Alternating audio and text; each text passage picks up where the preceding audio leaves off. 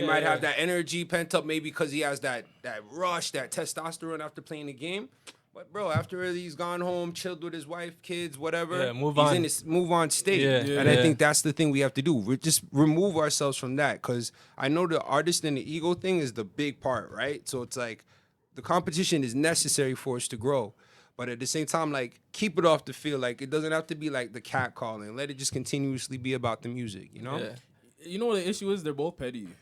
Right? Super petty. Honestly, Super that's petty. really what it is, because it's like, I feel like that moment last year when they were beefing was like one of the biggest things out of hip hop, and it gave hip hop new life, unfortunately. But like now it's like it's kind of still going on. It's just like it's pettiness. That's really all that's dragging it. You know, the crazy part is they divided the fans who should be able to listen to both Drake and Aubrey. Do you think I so? mean, Yeah, Kendrick. Yeah, because for what sure. happens is a lot of sure. people felt divided in making a decision.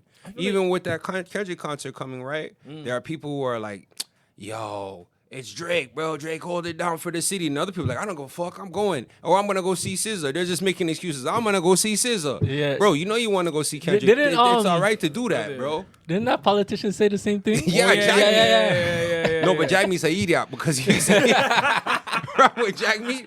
Jack Meat probably did dealings with Aubrey. Yeah. Aubrey probably said, yo, I'll do some things for the youth or whatever. Yeah, You know what I yeah. mean? So he's like, Jack Meat, you're going to deal with me like that? You're That's- opping me, bro? Yo, he came quick with the apology. No Had cap. to. Man said no you're a cap. goof in the DM. I was dying because, yo, you know, that's a real Toronto response. If there was a better Toronto response, that was the You're a realest goof. Toronto I'm response. not gonna lie, we're getting a lot of Toronto like vibes from Drake nowadays. Yes. I think he's really trying to put on for the city and stuff. Because even with that 2 Mazda track, like that was so Toronto coded. It's Yeah, so yeah, Toronto. Yeah, if Yeah. you're not from the city, you didn't. The really UK is understand. gonna embrace that more because it's kind of like the play of the they're rocking with patois that shit. and the regular thing. So like I like the fact that he's done that, but I kind of understand in himself too that this is a point of time where he's probably looking within himself to be like, yo, I'm the enemy. I'm Scarface. I'm the person everybody hates. So let me just go out there and do something.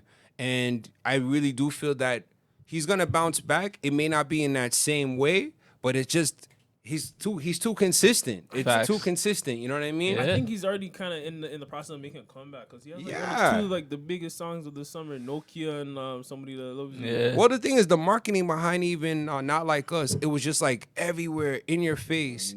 And But the problem a lot of times is just it felt like it was an attack on people of color from different places. We're still people of color, bro. We still have gone through these things.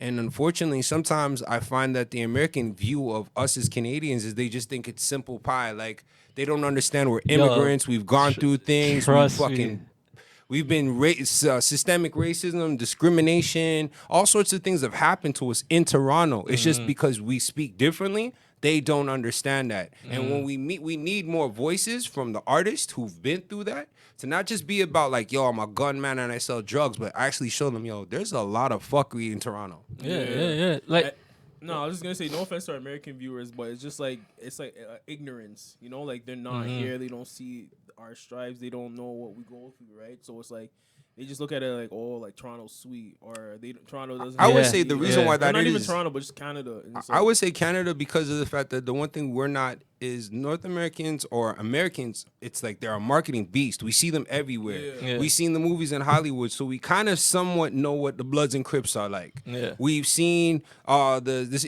situations in Chicago because of guys like academics. So we kind of know what's going on in Atlanta. We know what's going on in these other pockets. So what you guys are doing, believe it or not, is you're planting that seed for that to come. So what happens is that can take anywhere between 5 to 10 years. Yeah. So there was that time when Atlanta had that sick run when Jeezy was out, Ludacris, Gucci T.I., Mane, yeah, all of these guys were yeah. coming out same time. And it was unstoppable because what happened is that they were waiting their turn in the background while they were doing the chitlin circuit, which is like Mississippi, Alabama, Louisiana. They're making money. They're making all this money we don't know about. Then what did they do? They started to market themselves. And you go to a state like America, then you suddenly see them on like BlckkStar or you see them on MTV. So what's going to happen within Toronto, what I see is happening with even you guys, is the voices are going to get so strong and prevalent that the labels are going to soon be reaching out to guys like you. Or soon there's going to be a lot of people reaching out to you to be like, yo, who's the voice of this city? Who you think is hot? And you guys are going to become the tastemakers of what's happening in the city. Yeah. Yo, look out, Yo, for look us, out, man. 100%. Yeah, Yo, on the I way. believe Trust it. the I process, firmly man. believe Look it. out. Yeah, man. How do you feel about a person like Adam 22 that has such a big platform to come check out one of our artists? I think that was a good thing, but I think it's a little too late. I feel like Adam 22 is doing that now because of the Big U situation. A lot of the work that he's done through No Jumper, as an early watcher of No Jumper, it's not the same show. Definitely not. So what's happened is that if he was to go back to that early journalism thing, and I can see that's what he's doing by traveling to different places, and he's finally making it about him. Because I see you wanted to let the gang come in and get their own show or representation of it, but the real truth of why it worked was because it was just Adam and the guest. Adam and the guest.